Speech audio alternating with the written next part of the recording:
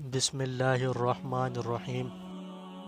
حضرت خالد بن ولید رضی اللہ تعالیٰ عنہ پیدائشی جنگجو تھے اور قریش سے تعلق رکھتے تھے۔ اس قبیلے کا بنیادی کام ہی جنگ کرنا تھا۔ ان کے والد ولید بن مغیرہ نے ان کو جنگی حکمت عملی، تیر اندازی، گھڑ سواری، نیزہ بازی، تلوار زنی، دشمن کی فوج پر چھپ کر وار کرنا اور تعاقب کرنا جیسے تمام حربی علوم سکھائے تھے، اور یہ عربوں میں عام رواج تھا۔ ہر عرب جنگجو یہ سارے علوم سیکھتا، لیکن وہ کیا راز تھا کہ قریش کا ایک جنگجو جو اس قدر بابرکت ثابت ہوا کہ رسول اللہ صلی اللہ علیہ وسلم نے اس کو سیف اللہ کا لقب عطا فرمایا، اور خالد بن ولید رضی اللہ تعالیٰ عنہ نے 3 سال کے مختصر عرصے میں رومی اور فارسی سلطنتوں کے پرخچے اڑا دیے۔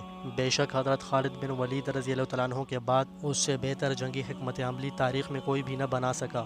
آنے والی صدیوں میں اور ہر تہذیب کے سپہ سالار حضرت خالد بن ولید رضی اللہ تعالیٰ عنہ کی جنگی حکمت عملی کا مطالعہ کرتے ہیں اور اس پر عمل کرتے ہیں اور اسی کے مطابق اپنی عسکری منصوبہ بندی کرتے ہیں۔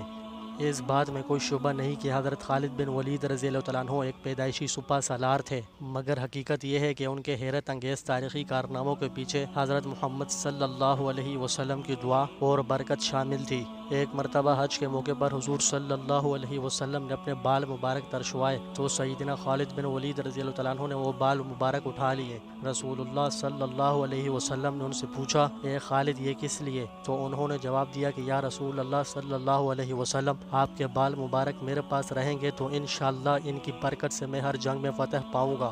رسول اکرم صلی اللہ علیہ وسلم نے فرمایا، ہاں یہ بال تمہارے پاس رہیں گے، میری دعا بھی تمہارے ساتھ رہے گی اور تم ہر جنگ میں فتح پاؤ گے۔ مسلمانوں کا جنگ میں حضرت خالد بن ولید رضی اللہ تعالیٰ عنہ سے پہلا تعارف اس وقت ہوا جب غزوہ احد میں خالد بن ولید کفار کی طرف سے لڑنے کے لیے میدان میں آئے۔ اس وقت آپ ایمان نہیں لائے تھے اور کفار کے اضافی گھڑ سوار دستے کے سربراہ تھے۔ غزوہ احد میں حضور صلی اللہ علیہ وسلم نے 50 تیر انداز ایک پہاڑی دھرے پر متعین فرما دیے اور ان کو حکم دیا کہ جنگ کا جو مرضی نتیجہ نکلے آپ کو اپنی جگہ نہیں چھوڑنی۔ یہ 50 تیر انداز حضور صلی اللہ علیہ وسلم نے خالد کے گھڑ سوار دستے کو دیکھ کر ہی متعین فرمائے تھے کہ جو پہاڑ کی ایک جانب سے مسلمانوں پر حملہ آور ہو سکتے تھے۔ غزوہ احد میں جب مسلمانوں کو شروع میں کامیابی نصیب ہونے لگی اور دشمن پسپا ہونے لگے تو مال غنیمت جمع کرنے کا سلسلہ شروع ہو گیا۔ ان 50 تیر اندازوں میں سے اکثر نے حکم عدولی کی اور جنگ کا پانسہ مسلمانوں کے حق میں پلٹا دیکھ کر اپنا مورچہ چھوڑ دیا اور نیچے اتر آئے۔ خالد کی عقابی نگاہوں نے یہ کمزوری دیکھ لی اور اس سے بھرپور فائدہ اٹھایا۔ کفار کے گھڑ سوار فوج کو موقع مل گیا کہ مسلمانوں پر پشت سے حملہ کر سکے۔ کفار کے اس حملے کے نتیجے میں کہ جس کی قیادت خالد کر رہے تھے 70 صحابہ اکرام رضی اللہ عنہم اجمعین شہید ہوئے۔ یہ مسلمانوں کے لیے ایک بہت شدید چوٹ تھی۔ خالد بن ولید چونکہ بنیادی طور پر ایک جرنیل تھے، جنگی اور حربی حکمت عملی ان کی رگ رگ میں سمائی ہوئی تھی۔ ان کی اس جوابی کارروائی کے نتیجے میں مسلمانوں کو شدید نقصان پہنچا۔ حضور صلی اللہ علیہ وسلم کے دندان مبارک بھی شہید ہوئے۔ مسلمانوں کو احد پہاڑی کی طرف واپس جانا پڑا اور اس افراتفری میں حضرت حمزہ رضی اللہ تعالی عنہ بھی شہید ہو گئے۔ حضرت حمزہ رضی اللہ تعالی عنہ رسول اکرم صلی اللہ علیہ وسلم اور خالد بن ولید کے دستے کے درمیان ایک چٹان کی مانند کھڑے ہو گئے۔ یوں انہوں نے مسلمانوں اور حضور صلی اللہ علیہ وسلم کو موقع دیا کہ وہ محفوظ مقام یعنی احد کی پہاڑی پر چڑھ سکیں، مگر سیدنا حضرت حمزہ رضی اللہ تعالی عنہ حضور صلی اللہ علیہ وسلم کو بچاتے ہوئے خود شہادت کے مرتبے پر فائز ہو گئے۔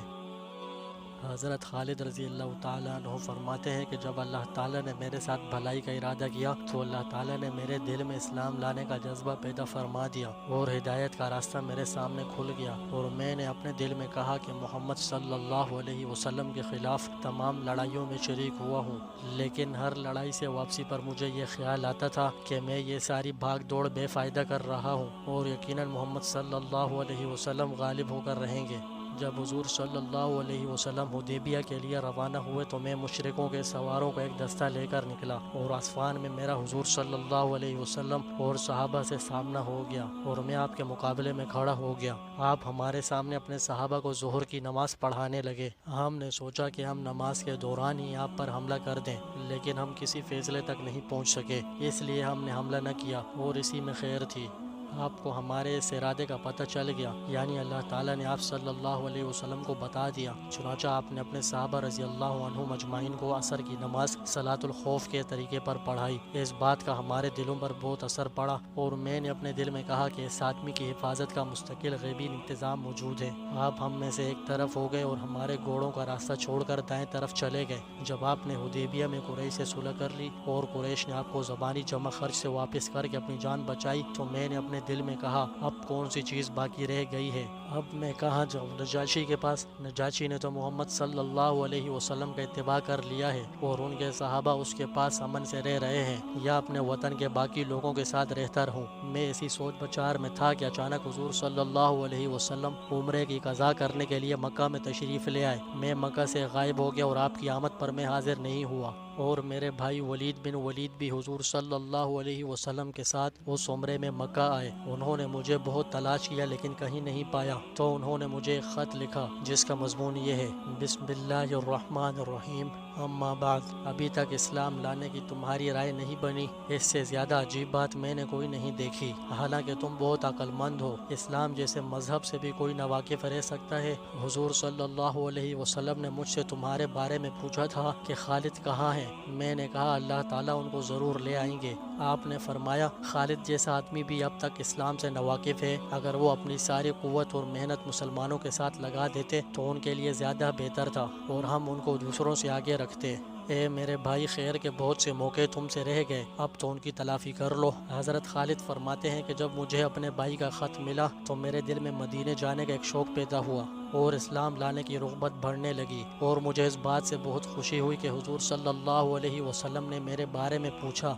اس زمانے میں نے ایک خواب دیکھا کہ میں ایک قحط زدہ علاقے میں ہوں اور وہاں سے نکل کر ایک سرسبز اور وسیع علاقے میں پہنچ گیا ہوں۔ میں نے کہا یہ خواب سچا معلوم ہوتا ہے۔ جب میں مدینے آیا تو میں نے کہا اس خواب کا حضرت ابوبکر رضی اللہ تعالی عنہ سے ضرور تذکرہ کروں گا۔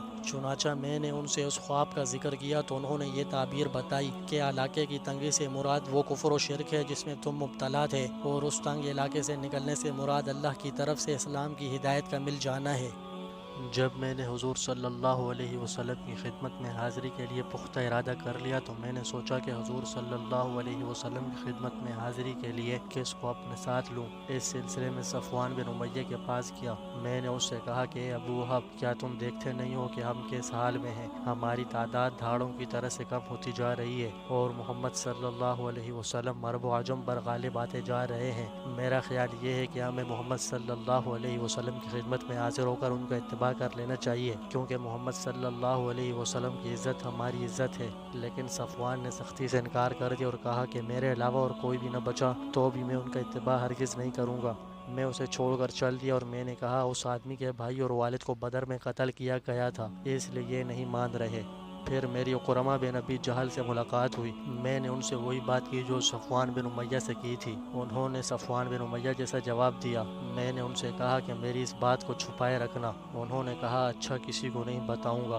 پھر میں اپنے گھر گیا اور اپنی سواری کو تیار کروایا۔ میں اس کو لے کر چل پڑا تو راستے میں میری ملاقات عثمان بن طلحہ سے ہوئی۔ میں نے کہا یہ میرا دوست ہے، لاؤ اس سے بھی اپنی بات کر کے دیکھوں۔ پھر مجھے خیال آیا کہ اس کے آبا و اجداد بھی مسلمانوں کے ہاتھوں قتل ہو چکے ہیں، تو ان سے ذکر کرنے کو مناسب نہ سمجھا۔ پھر میں نے کہا ان سے ذکر کرنے میں کیا حرج ہے، میں تو اب جا ہی رہا ہوں۔ چنانچہ اسلام کے خلاف ہماری محنت کا جو نتیجہ نکل رہا ہے وہ میں نے ان کو بتایا، اور میں نے یہ بھی کہا کہ ہماری مثال اس لومڑی کی سی ہے جو کسی سوراخ میں گھس گئی ہو، تو اگر اس سوراخ میں ایک ڈول بھی پانی ڈالا جائے تو لومڑی کو نکلنا پڑے گا۔